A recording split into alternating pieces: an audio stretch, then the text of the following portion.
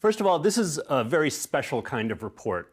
It's an assessment produced by the entire global climate science community and approved word for word by 195 nations. So the explanatory power of this report, before we even get into it, is overwhelming. And what they say is that more than 100% of global warming is caused by humanity. And sort of walk us through sort of how they back that up with some of the research.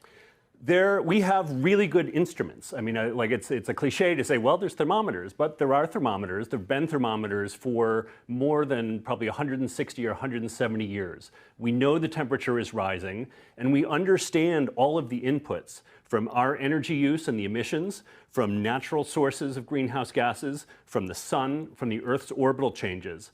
And when they analyze all of the inputs from each of these possible sources, the only thing that comes close to explaining what's happening are greenhouse gases. And how did this report sort of differ from what we've seen before? Because they've done this for a number of years, right? But this seems to be an even more dire sort of consensus that they've all reached, right? It absolutely is. It's come to, frankly, objectively, it's scary. A lot of people look at this who are not alarmist and will say, oh, well, that's alarming.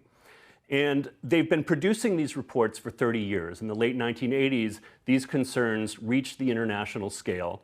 And over the course of 30 years, they've produced now 6 reports that each gets closer and closer to the certainty they expressed this morning that we're causing the problem and that we know what the solution is. It's to end greenhouse gas pollution by the middle of this century.